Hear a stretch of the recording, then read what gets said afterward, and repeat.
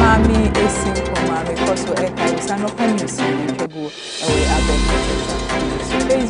YouTube KFM TV now I was here America. The science no asking farmer when they are pay ya and JB and more machine before say send me with Nyabwa America dry in the modern central. There was a sharing the mountain between a master or how no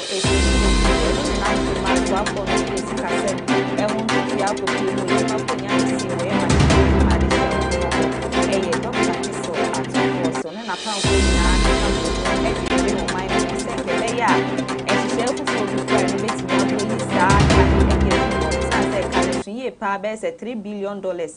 And we are catching dear, a tree ganabo, away in a mahodin, emu, and no de betuja, HM one more the Energy Sector Amendment Bill 2025 no but in an ebabua, not just a ubia becobia, who do a ton fangono, say banny petrol, diesel, any home chrono barbetoning na, one Ghana city down ho per liter beer or betono, sassy canning and almost as more bois no metimia bois, na sa cana tibiso edia fuel. Sanso mu yomushishe mudi niema gu akwam no wo ma so mu keka niema nyina ebo ma afene nkɔ na wie ye no sasika ne nyina timi ebe mudi a ye benya be se 5.7 million Ghana cedis a ye de betika ne so kosise sa aka no e de be fio ne nyina ne beboa ama nyina mahoden sem no so etimi agina na namos na bra mu kopie mu mra hye bedwe fi a wo mo twe san sem ne srani abasa no bia ye bebre na na hye se dom kuma ne tisiu enya de se na wo mo bo edwo so kro mo hye se kotobe kumpa na wo mo yes, and say, move bo mine no eguso,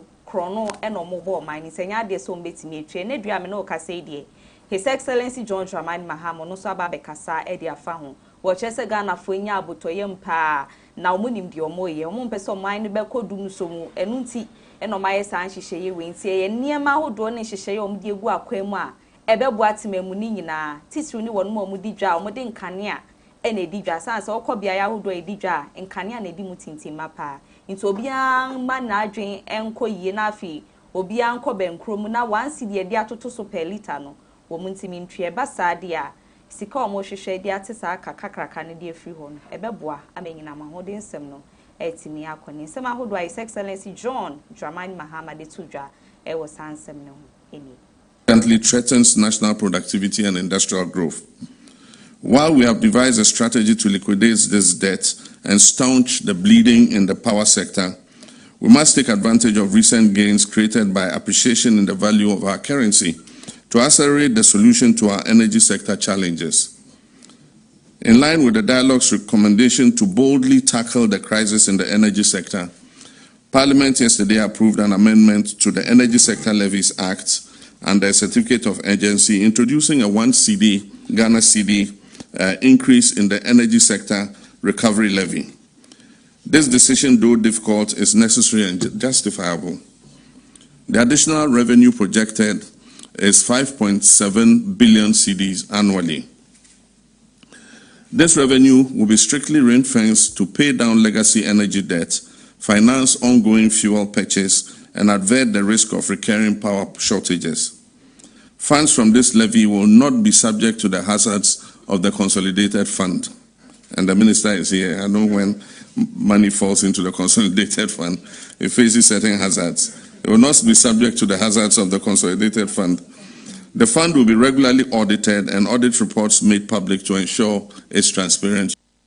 Ebusiafo no nti Ghana Mampeni His Excellency John Dramani Mahama ana wodi nsemu etudwa efa energy sector amendment bill andrada womo epase ewo mrahye fie no ho wasansem na mo no ana former deputy finance minister onmonyamfo Stephen Amwa enso e de abetudwa wo chem se wonu de sa bill ya wo mudi aba womo apase ebeye adwuma wo my Ghana ha no eyade a enhanu woni ohaw bia ehunemmum ewo sesesi a NDC amenyoko no etimi bom homode na omode echelpa esiye papapa edema NPP amenyoko no esansemra wo mo ebetena so no wombom homode ede taxes ahodo ebo my Ghana ha NDC amenyoko no ekasati aye na sesi a omoso womode energy sector levy abey ewo se womutimi de echelpa eso ekoma NPP amenyoko nsemwe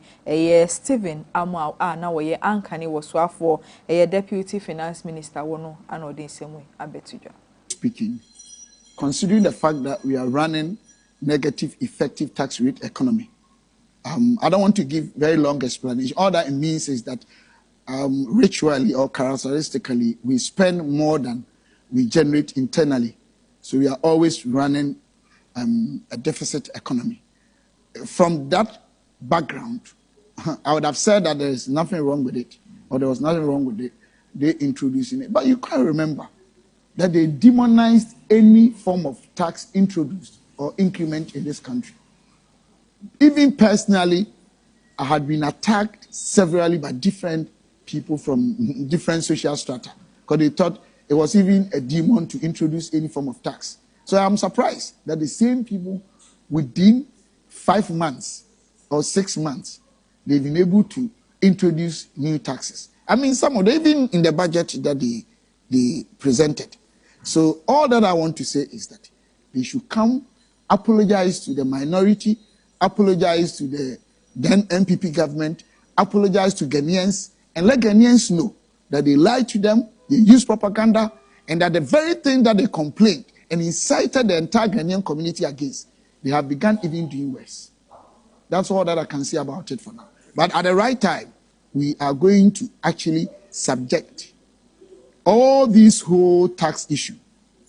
against our fiscal policy as a country. And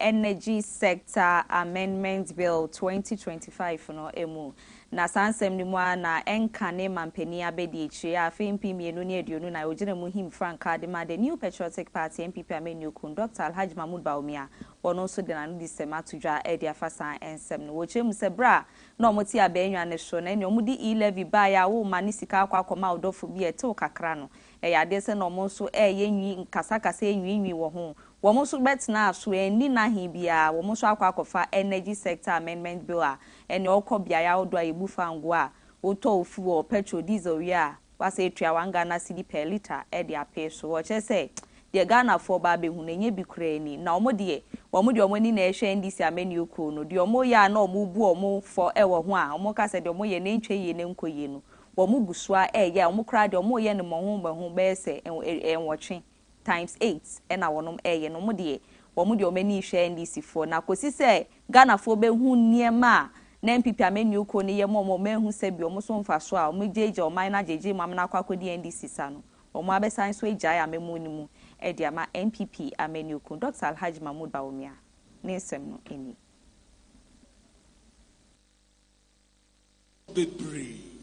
every day,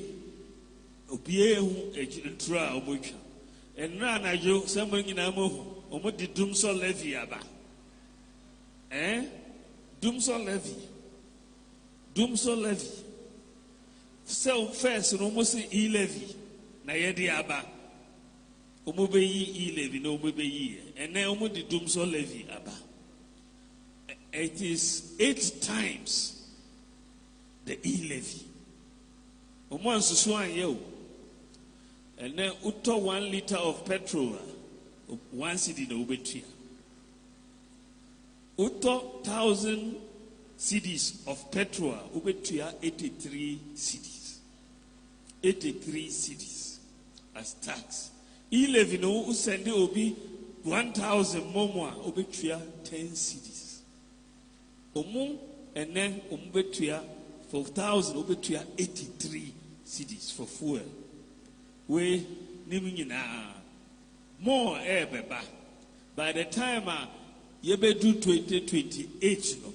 Ghana nyina behu se omutwa antro bebre mimi gidi se Adeshima Benington Semwe and a Franca Tunia Wodina Edema, the New Patriotic Party, NPP Amenio Kono, Ewa Fimpinuni Ediono N9, Abato a 2 year old my Ghana, and Dr. Mahmoud Baumia, and Odin Semwe na Etuja, Elsa, ye free in 7 years. A concern from a Minister for Lands and Natural Resources. I was saying, Mashibijani, Edma Dishaya, Womo Damango, Abaton Peso, a Monya for Samuel Abujinapo, on also Eddie Abetuja, watch him say, Cecilia, challenges are who NPP Amenio Kono, more FAC, or my Ghana Hano, and no air, dear Bia, and many muya and as our challenges no move facing a Mabia Ebano, a dear Nina, a betremo, Eddie, according some way to Jawoma. One in some chofu share a train common. Now was I HMB say, I idea party no more fun no my baby non dear was sinable a casse, NPP Amenio Kono, one me bomb homode, ama would door any backway abom in terms and a bear,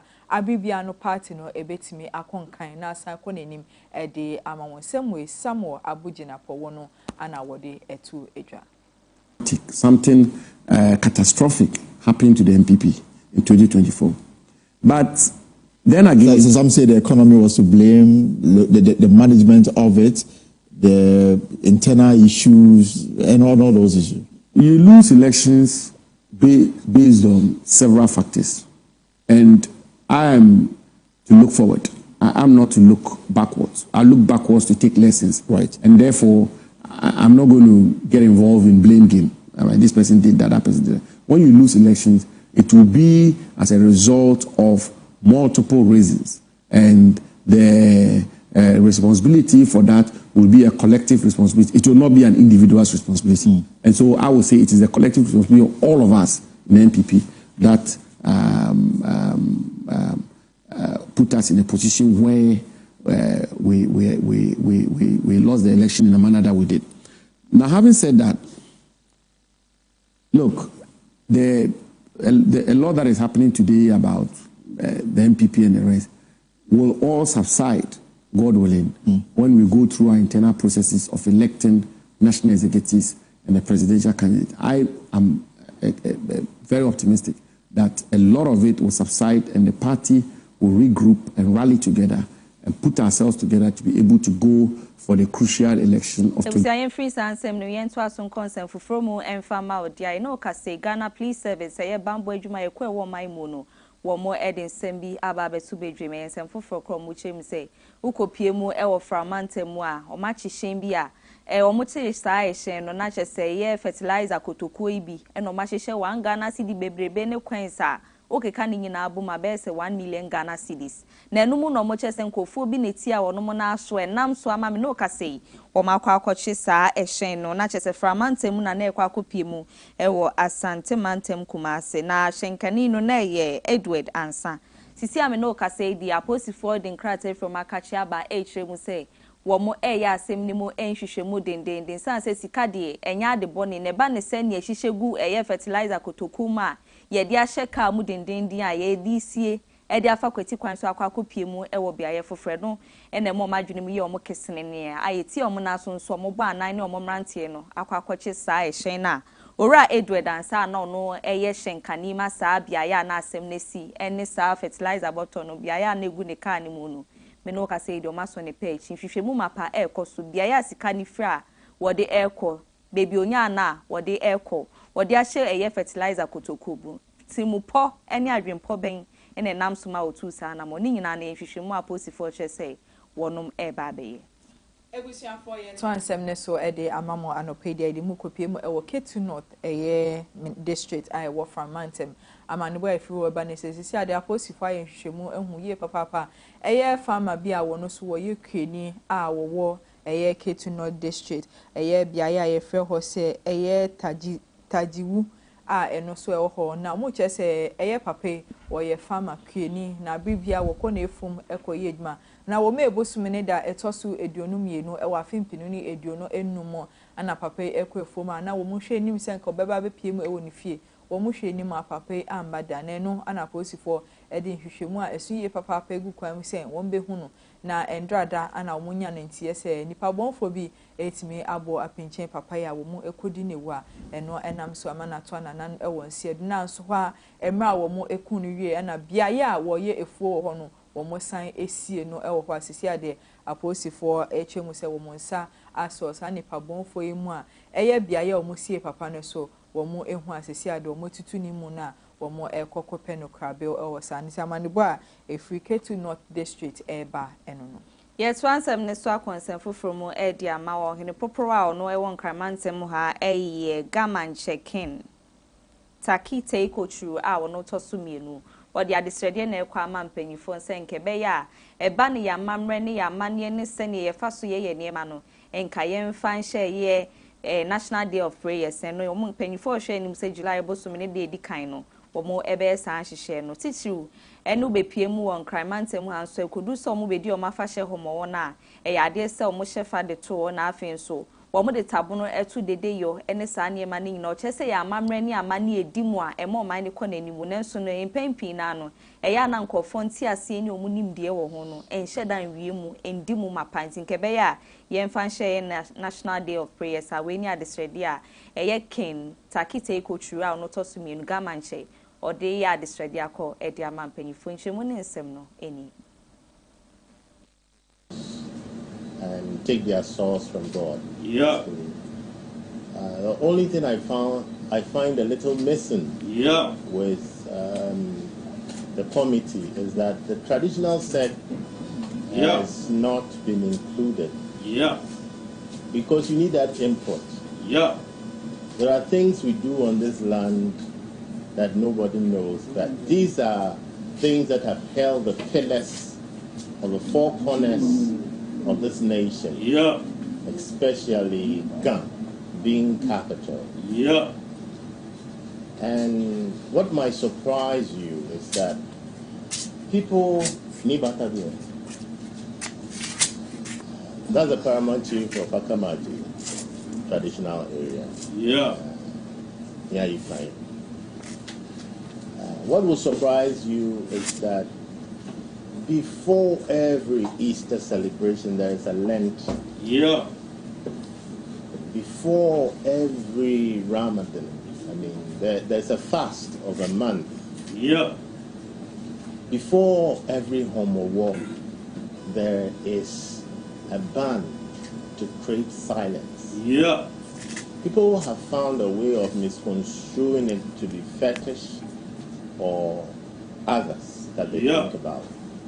I think that this is the time for all faiths to come together to help. The main reason, the actual reason why we put a ban on drumming and noise making. It is a period where we fast and hold faith for the ground that our forefathers have shed their blood to acquire. Reasons why we have kept our bloodlines and we are on this soil as its indigents. The strength of the power of our theocracy is enormous. And it is for us as faith and leaders of faith to learn reasons why we have Accra the way it is. When you see the floods, it is not because they were humanly created only. There are reasons. When you see a number of things, you must know that the spirits of the land must be pacified. So I will urge this committee that even preceding the Christian service at 8 a.m., earlier before that time, there is a thanksgiving to the spirits and the forefathers of this land, because that is essential. It cannot be complete without that. So to all faiths, let's look at our tradition, the Ghana tradition, that occupies the center stage of the... Busianse King Taki take true our not to me no gamanche na no disem and or the two dry ejana nisem isu na yenton credit kind embrasisia.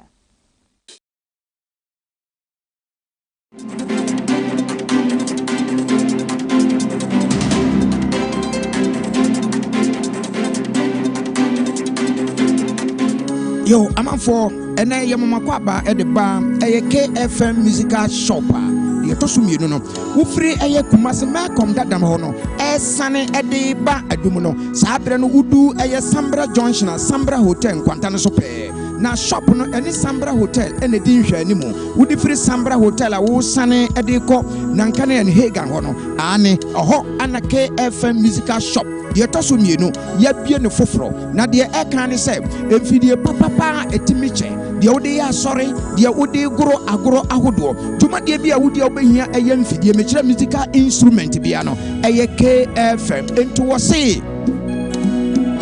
Ghana Muntie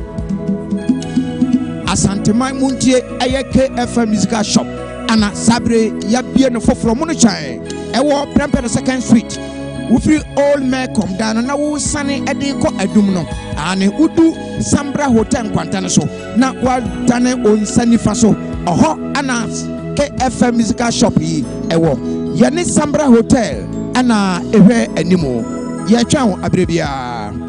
gina me say me proud ana se me ye dwa de free Kumasi adum KFM instrument store. Obi bisasa say bo me for there what to know we need see that what dey near my papa e gina wanim na what to know say yes what to know bibi aka wakoma ni nyina free KFM instrument store Kumasi adum so mi gina ho na me to know ma bitimi nya ho me ka fi say fi papa nu anim na mi gina no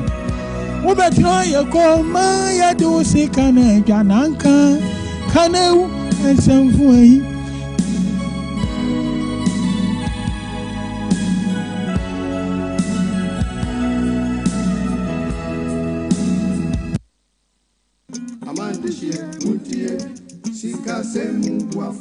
Medo benami Ghana duko duaja ple ho duko kata. Mie chonya nya de venami cho Talent Microfinance Limited Gajarupa. Mie wona susu savings, adishie, school buafo, cashback, ple bubua okata. Nenyebe egajom de miagbo la letie tomegbeko aten aho gadodo. Kenenyebe egajom vivi la nenyebe o gahia ola aten ava de ogai kene hia fa. Kanenyebe mi foncho mi afa jomu yo kenye mi afa gadodo nyawa.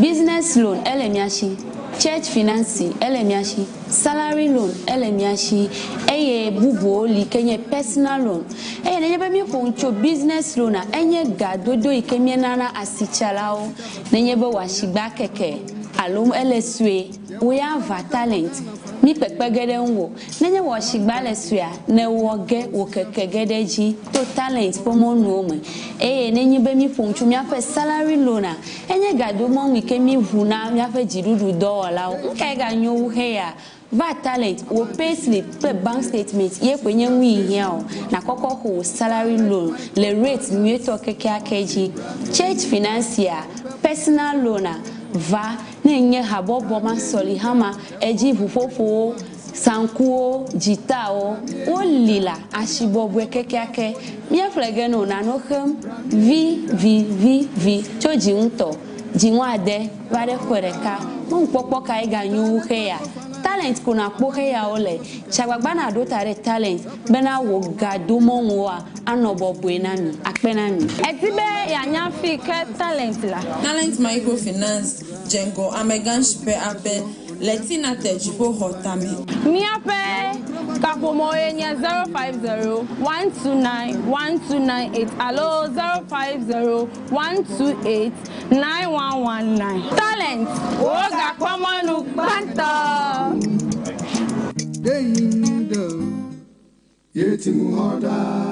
Talent Microfinance, your channel of wealth.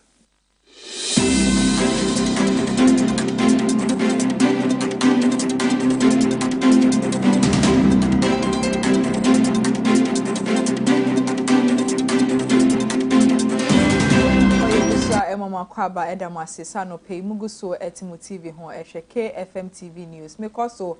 kai wo say anopa news etwego ewoye abefo ntintam fidie ne so Facebook any YouTube KFM TV GH no tubetimi akoho na wakohwe bi so otikam so onam kwan ho na wakohwe bi ewo sa ye to ansem ne so ede ama anopa dia edi mukopie mu ewo atoye mantem na manebo ifu eba ne se Azim divisional police command a wo ewo atoye mantem ensaso nipa bonfo emu a mo chese wo mo de krono ana bibia no wo mo ebo ho aposifo ahwehwe mo che na endrada ana manebo ebe ka mo nsa se sankofoi wo mo nsa akomo ewo ho mo chese sa suspect wo mudin Imano Ata alias Possible Elisha Ata alias Konzi anna David Ejako anna bako ka ho a wono so womuguso a womo ehwe wo mchese sankofoi womo ina womo mbebunu a womo ho womo age no eduonu baako womu ina omunya 21 years a krono anomo afato omo ho so abibia no ukopie mu ewo ho a womo anomudin eda so se bibi yira sankofoi ana womo efa sesi ade aposifo echemu se womo nsa aso mumu a womuguso a nhwehwemu ede afa omo bia ya asem ne da no wombebo mo homoden na womo de ato enuti amanebo a efri atoye mantem abeka yensa anopai eni Ebusia free Asante Mantem ye wo ko atoye Mantem nti ye ko Asante Mantem ahafo no southwest mensini no wo Asante Mantem ho na migina sisia na sisia bo man mu ampanyifo guso a de ombeye bia ko tia ye galamse yi se be ye to betimi abrasie nchinima edaache eni se ne omo so bo omo ho nchire omo nti no niema bebre na ne hyehye na omo de egu akwemu hwe se galamse ankofo otu a na mra kwan so ese oba de ne pa no ne to betimi atwa no omuguso a de ombetimi na akopie mu ahafo no southwest de a me no kase aposifo ensa kankofo ko bia wonom de omusi ode eshi de ombe ya no mbe fom agudie de oyo omuden ombetu ni ne etu ni china ene na de chi na omukopie mu na chese nkofo ko enya ante yesesa nkofo ko ba ya aposifo no ya de se omu adwane ye nam so ma omukọ na chese niema ahodo a womo edidi omudwuma excavators ne honkro no ba chamfines ne niema ahodo ebo ama efom agudie tuo ne timi ayeye di amom no ene omugya ne nyina edi fro sanso omo ankasa nim se de omo ye no enye papa ye so omumu nso amra no betimi ni wono medie nam so ma ne womo adwane no omudwane ye no mu ne nam so ama DSP Godwin Ahianyo a ono ye head of public affairs units ewa Asante Ashanti Regional Police Command ne nso betudwa HM so omuguso a nhwehwemu mapa de afasa ansem ye ho omo chese omukopie muso na chese niema ahodo a edi ewuo na ekum no ade se omunya ka akade ahodo na omudi tu efom agudie na eno enya asem keto akra na me no ka sei die sa niema ne nyina no mafa de efiri wo hwehwemu mapa ekoso wo sansem na aboa ma wono ma galamse no mo ho bom wo mudwane ye no wo monsa etimi aso wono mpechi nti we ni nsema ahodo efiri ahafa no southwest mensene no ewa Asante Mantem aba yeguso a ewa Asante Mantem ensem no emu na manebo a abeka yensa eni se wodwun busumi de toso yensa ewa fimpinuni eduonu enum no ukopie mu ewo Fori Krom municipality a ewa Asante Mantem insubrani eto hoye papa eno enam so ema omuchese flood na esi wo ho na eno ana papa baako endrada ana omukohu se insu etoye ewo ho no stream baako eda ho papa yi edemu a eno de watu aso atona wafaso atona nanum ewo nsiedo na wo mususu se nsu etoye no ana etimi efa papa ekoye a eno no sesi ade wo mokohu nimu na mo chese eno ayare hosem ye papa ewo hosa no mo chese body ade wo mokohu ye no na bia ya woda no enya bia ye papa sesi ade aposifo abema wo mo afa no ede akopie mu ewa ya sabia omo etwem se omo kokra no kosimra emrebedu se wom bekwa akopɛ ne krabe ewosa enu nti omo se mpanifo nhwe na imprempi na flooding a esi insuyiri ya esi ewo my Ghana ha no omo hwe na omo nye bibi emfa wesan se bi ana etimi eku papa wenu nti se mpanifo timi bemu a eno ade bia ebetimi aboa ma Ghana yenso so yetimi ejina ye nan so na nipa dodo na efa insuyiri so ewu no ebi entai ensi ebiom semwe ana Afia Asante Mantem abeka yensa yenko apomodin ensemo na adihye beka America kre ne bede adwa se wono mo hwe ma ye apomodin ensem timi kɔ nanimo ye ha supiti ahodo mo deda no ne okɔgye ayarehwe mo timi tu omo bo hwe ma otimi gina wanamon so biem no wo mo de o makade nyina egu ho ne nyina ne sene ma hodo e wasa so ye hwe ye pomudin sam so otimi hwe ma wo mo ye adwuma wo ho so wo mo hen han mo na sika se me wo so mutua no mutimi tua de mo no enya de se mpanyifo aye ne nyina no etimi de frɛ na nam so am mo ye so ye kyerɛ chinchin pa eni o makade ni de wo mu de begu wo san se ntesu kokko wo bi enum Sudan e jai ni atifita o men jai pa no ma anti kokko na mpanyifo hu so mani abre ne nam so mo mo de o makade egu ene duemi no ka sei ukopi mu ha supiti a wodo e wo mai mu dia obekọ na chese obi oba beja yarehwe ni wo ho nanso nurse nya na doctor ni obehwe no enya de ese wo hwe no baabi a wo hu no ne nyina no mo se o mo de kyerɛ mpanyifo so mani abre pa wo munye no munye bibi emfanfa ho na ye Ghana Registered Nurses and Midwives Association wo munyina na ka mo ntomagbo anu ame no ka sei saa o ye kyerɛ mo ye ne den na eye ora Tony Goodman a ono ye kasama for de ma so ye hwe ye apomuden ensem wo eche sei kotoni mabosumi ne da na to so aduasa wa afia mu no omo ni mfanyifo hia ye ne nyina na omo gusua ka se be ya omo betimi akọ Nkrumah na ka omo de omo eye katwetwe di ama omo so omo nsantimi nkọ ma no nhwe abusua no wo muntimi ntua ne nyina no emfemfrenya de se mpanyifo aye bibia se bi omo bubu nu egu omo asum ene nam so amasa aka de di omo de egu wo mo hwe se mpanyifo ebe yo makoma so ade edi amo aboa ama mo so abrabo omo bo no etimi akoye edi amo ntu kopie mu apomuden ensemu a sisi ade we ena ekoso anesefo ne de omo mu no ye ne adokitafo na omo etikokum omedwa omo sisi kasem na nye mpanyifo nhwe no munye bibi emfanfa ye ngina apomuden ensemi so na ye ntwa ye ho ye bapa ye nsem no ekwadwedi mu.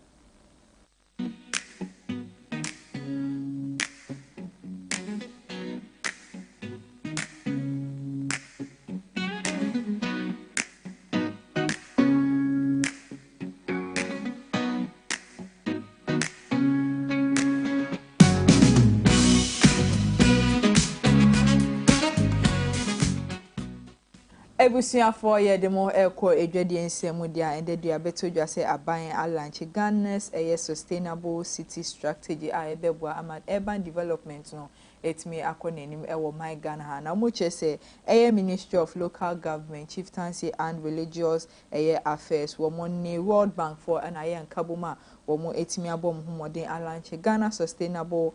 city strategy a mo chese eno ade bia wo mo digu kwan mo ache ye papa afei anemre aso se wo mo pa ho ntoma emo bibia etibi na obibia esu hu bi se ne be ye beboa emma urban development no etimi akonkan ede amaye nenti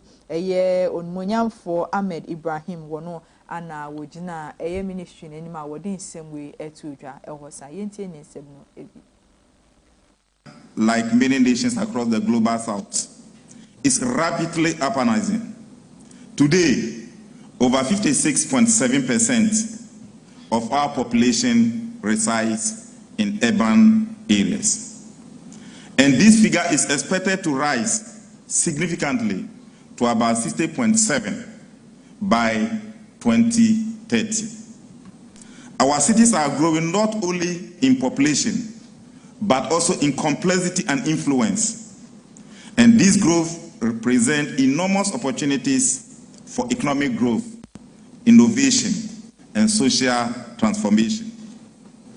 Despite these opportunities, uncontrolled and uncoordinated urban growth bring profound challenges, ranging from inadequate infrastructure, housing deficit, environmental degradation, rising inequality, and governance and service delivery gaps. Mr. Chairman, it is against this backdrop that the Ghana government, led by His Excellency, President John Dramani Mahama, through the Ministry of Local Government, Chieftaincy and Religious Affairs, and with the invaluable support of the World Bank, has developed the Ghana Sustainable Cities Strategy, GSCS. Mr. Chairman, this is a bold, forward-looking framework that responds to the urgent need for coherent, coordinated, inclusive urban development and growth. This is not merely a strategic document, but a national commitment and a blueprint that will outline how we intend to reshape our urban landscape to meet the needs of today and prepare for the demands of tomorrow. Most importantly, this strategy complements and the revised urban national policy, and together they provide a coherent framework for guiding urban development and mobilizing resources and building institutional capacity to shift the trajectory of urban growth in Ghana. Mr. Chairman, the strategy clearly set out a path towards having greener, resilient, more inclusive and urban growth. It is aligned with both continental and global development agenda,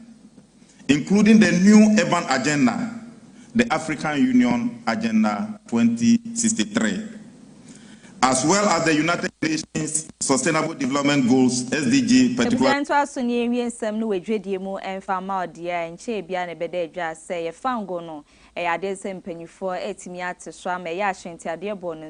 Nebo etimi aba form na me no kasa isisi ane de okọ ebi braman ni nyina Ghana e na ye chese bano eye nkrotu ahodo eye ebi braman nkru a wo mo fango sem no bo wo form na ye toso eye ediasa bako eye 31st position na enumu na chese nkofo bebre na e kasa fon sansa ye nigide penifo abom homoden dollar no etimi aba form sidi na ho den so etimi aba soro ne nam so ama sansa ye we mapa no etimi aba na enumu no mo chese enka ne na chese okọ ye wiase afa na nyina na Ghana ne yetoso eye 109th position na sansa kraye bae no emua na eye mebusumi nim no esesa bae 77th position na emom no kopie mu ebi braman ni nyina ade a yetoso 31st position ena mpanyifo modernbo ene niema hodo maye ede aboa ma ye fango ho nsem no etimi akọ nenumu enumu no mo chese owie nso akọ Libya man ni mu a wo mo nso eye bi braman wo mo nso de no ewo form afin so uyi wo mo nso free wa Angola ene Algeria enso so ede aba form ye ni nyina ne hyehyɛ ne niema hodo a empanyifo ede egu akwami nkrotu ahodo a ekeka wo bie no eye Egypt, Nigeria man no Sudan, Tunisia, Liberia, Ethiopia ene afin so DR Congo wo mo nyina ya ade se fango bo no etimi aba form ya enya asem keto na san hwehwemu mapei ekoso bra ye global petrol prices wonum timi ye san hwehwemu a omude san krata tintin betu dwa san kyeremu yi metimi abomu ye edi ama ya de se oil marketing companies ahodo e wo man mu no so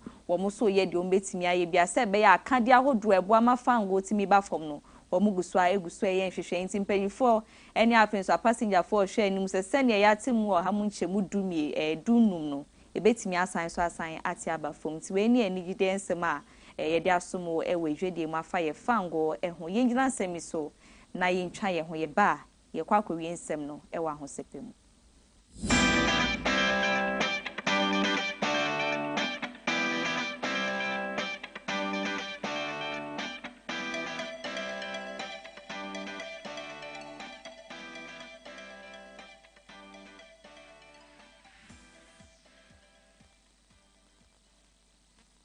Because Eka will say KFM TV News and I will go so I will news etwego ewe abe fonten samfide ne so Facebook and YouTube KFM TV channel to betimi akohwe bi hosa ediama yedemo ekọ anigede nsem dia Ghana nyum tuni ai friend say patapa ne management enso de kokobo ekọ ama Ghana for ene obi bi owo my Ghana ha mprempi na womo kansem bone ensemo ensem fata ensemo a enim edefa nyumtini patapa ehono eno ano mo chem se obubia enhwe na womo enja sade ne yade a egu womo artist no egu ne ho fiye papa wono akasa neni enje ho no nti management chem se ade womo ni abriye papa na wa ensabeso mo se wo kan bibi a enim a ensem fata efa patapa ho na yade a wo mefa mra kwan so eni wo edini ye papa esan se artist patapa no wonye obi akeke na osori a wa betina abefo ntintan fidie so na watina ofie na mo akeka nsem a enim ede afa no sisi ade wo mo chese wo mo ankasa asori ejini mu a wo mo ebeko ama patapa ye papa wa unima wo beka nsem bone nsem enim nsem fata ere afa no hono yade a wo mefa mra kwan so enim wo edini ye papa nti patapa ne management enso anoden nsem we abetudwa ye yensem no we ni gidie mu e dia ma odia amrado ono so ye nwuntuni wo maimo na me no ka se oni nsɛmtwerɛfo hia atwetwe nkɔmɔ enum no de to manim sɛ ba sɛ obi ye artist na sɛ artist o ya ade na afi ye fa abasobɔde ni moni yon nsɛm nkɔma na enya ade sɛ nani etimi gye ho yie sansa oba obi abrabɔ mo obi apɛ sɛ ɔyɛ adwuma bi no otu anamo bia eye niema ahodo eda na koma so aboni beka se ye passion sanse passion ni ma ade a wo ye no wontimi nyenyi wakoma mu enye wo che se ba na nwom to adwuma ne pa se bio na enye passion bi na kanyan no e ma nitimi kwoto nwom na emom no na ye kom ekom na nam so mo tu sa na mo no inti se sisi ankofo oboni din a o trend kowiase afa na binum a eno kranye Ghana ha no wo che se enhyeda enkenyan ne honhom sa sanse enye no ne ade a no pese oye kwan ne bie ma na ye nwomto kwan na emom ne koba pa se ne no ne adwuma na opese oye a na no enti science e ba se ne me artist nti mani ngi wo adwuma me ye no ho a wo che se nani engi ye kra afi so kopie mu o traffic mu a wono mo do wa mo ye fans ne so mu ho obi a pese oboshe no so sebio de hu wo eye mfonyini so ne ade abefo ntintan fidie no enye sa na tie in reality nanso nkofo hu se ne odi a trend na ashata wiase afa na nyina no sike bi obetimi ebise bia o so otimi de ma no emu a opebia no e wo so otimi de ma no o se enye de ehye nyina na yeska kokko se ne yehu no enye sa na tinti ono de se o ye nwumtuni nkofo bo ni di no nani hyeda anje ho sasanse ye kɔ na brabo mu de no pese o ye paadia na enye enwumto adwuma nti we ni nsɛm a amrado ono so edi aba yengira ne nsɛm su ne na no pansɛm e boabo no besum ni nyina no yemfamo ensi ansa ne be kɔ ne nsɛm no de di mu akotini bia ne se Ghana mampani His Excellency John Dramani Mahama ne dey wodi nsɛm bi ne betu dwa edifa ye Energy Sector Amendment Bill 2025 ne ho o chem se be yanka Ghana fo nyina nkɔ benkrom ni yentua se be beboa ma katwitwiri di a eda so ya no hwe ye nyina mahode nsɛm ne so no ebetimi afiri ho Ghana Post for ense dia betu dwa mo chem se wo mo sa so fertilizer bag bia eno 1 cedi coins ana mo ahyehye ne se bema eguma asesi a wo mo eche se wo mo sa asomo sanso na nsɛm foforo mu no bi brama ni na Ghana eto so aduasa ba ko 31st position eba no bi brama ya wo mo fa ngobo abafom eni jede nsɛm no patapa management enso de kokobo ekwamo bibia emprempi na wo mo kan nsɛm bone de fa patapa ho wo che se onsa so mu a wo be fa mra kwan so eni wo edi ni ye pa wo ho sa yo na nsɛm afoforo binum eka we hu ye da si ye pa se wo je brani adaje etimi ma ya odi yechi abefo ntentan fidie kwan so ye kasamfo nyini nyina aka ye ho ayetimi kenkan ni ye erisaye boko ahome breso etimi edema ye da si ye pa no bre ene wadaje ye fa sedan confirm talent microfinance kasem omodi aba eso ye dwedifo nyina asne se be ya odwedi a wodi no ebetimi ayemre ayeboko ayenika ayefe ayeniso ediama sika no omodi aba ye besia ogia nsi hu ketua bi ne da ho a obetua na wotua wie so a woni omuni asem bia wo san kɔ biem se okoje a wo mo edbe ma contract adun sa be hya ase ni di super pepe obema sika esu ye pamanta medunu mu de talent microfinance wonom ewom de ben wo na wo mu no na wetwia prom no mahwe ayo sika sem ni ye etimi dia ma KFM Musical Center enso se ope instrument abo ewo wa sorry na odwumede bi asia me fa woni nche bebi a se KFM Musical Center uban kwamantem ha wo mo ewa Accra Zongolen wudi weni chiri mu ewa Asantemantem so wo mo ewa Adum wo mo ne Sambra Hotel no ana ebonhwe ni mo ha obetimi akoho na wakoje instrument aye papa ejina ne nan so aibo no esan eda from boko edema akoho na kwaje wo no mapa na abibia no wa sorry endi mu ne san twen nipadom enfambewo anope wo mo so ebo ye twidoma ye de news no ye de ebesomo afi dada ba teka phones ne ho accessories se no ho ena woton ewo kaneshi bia ye no mpa itakwa station e hyen no obutu ho na joso kese ne wo ho phones ni bia fiti yam kosi iPhone oton ni nyina bi ewo koho normal bi nkita o ma bi ni doso pomu nkoton ni nyina no ye bi ewo na so ye dada ba teka bo no so ka aboafo na no pay omo boy e chidom ye de eya no pansem ne besomo KFM TV eso yada wasi bebredi no Afia Fosuah Oduahoma Sresrebidi from Afia many Maame Esi Nkrumah ida mu ina asesa no pe mo jebre etna mo TV ho ehwe KFM yema mu ina achi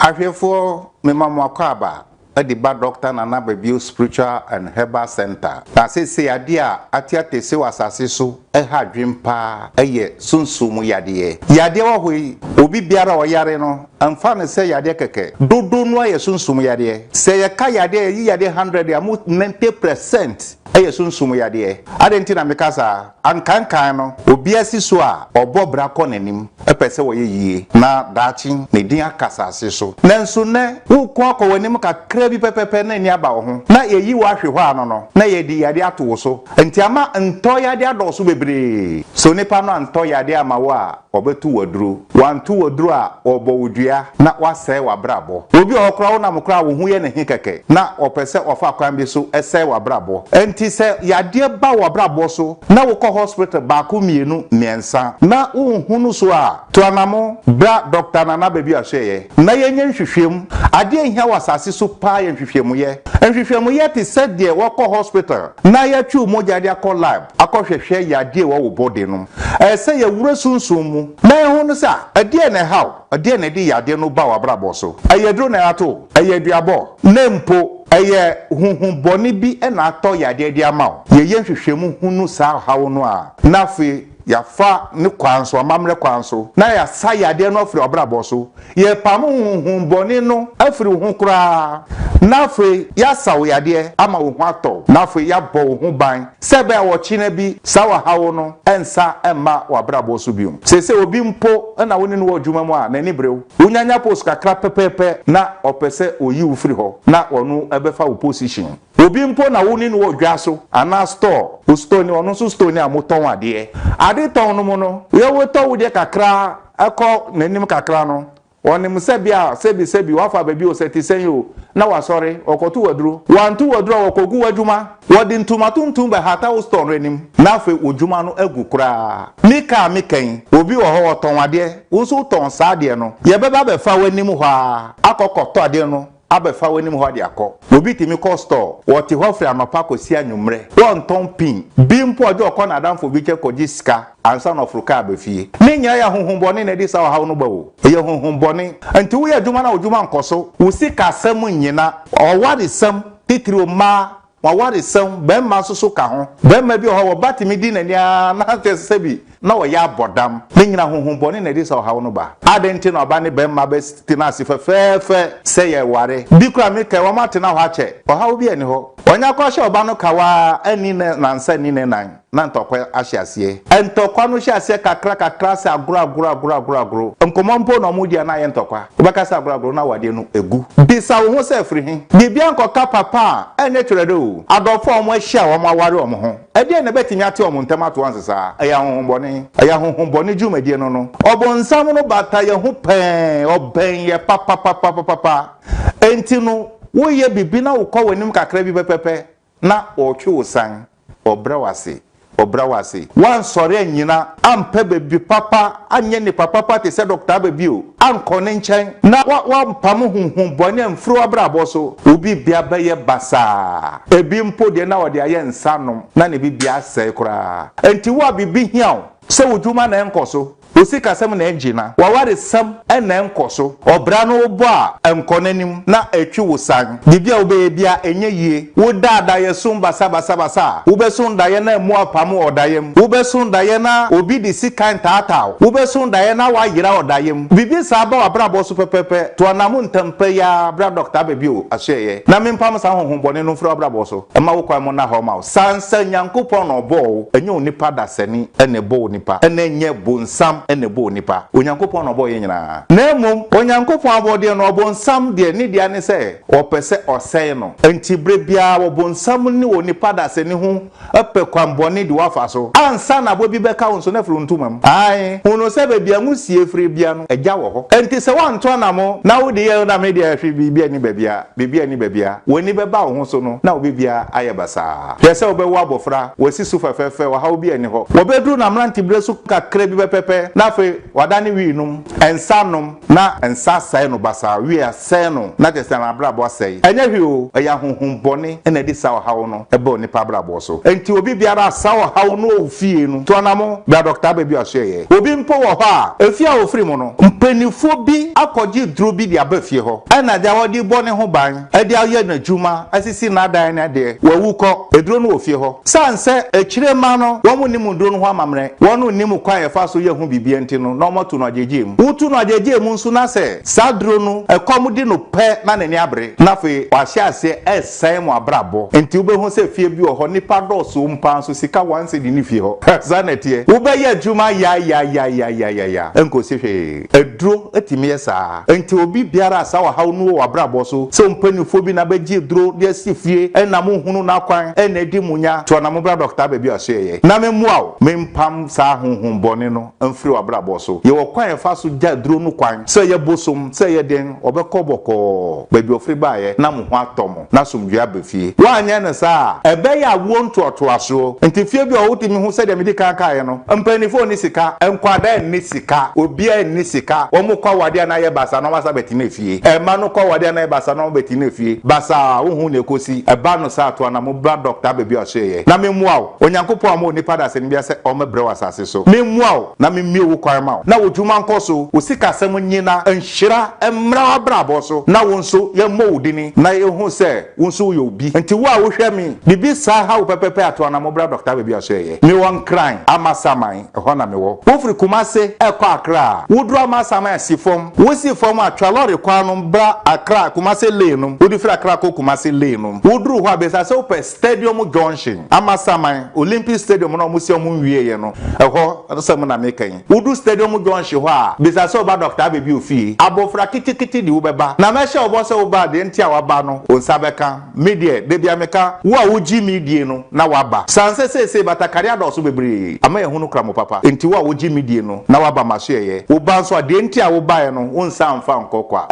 me number na egu screen na se no wo hia bibia na wafre wo fra me nkwada no befa mi ankasa na wo hia me ojuma mpo mo de bebre me na me no wakasa somdwem na de hia bia no maya ma asomdwem ti bebia wo bia wo temi nka no wo hia bibiara to na mo ba doctor bebia aso ye na bibia hia wo bia me nyama ama wo so wonya wo fa hodie me da mo ase na me nka mo ho.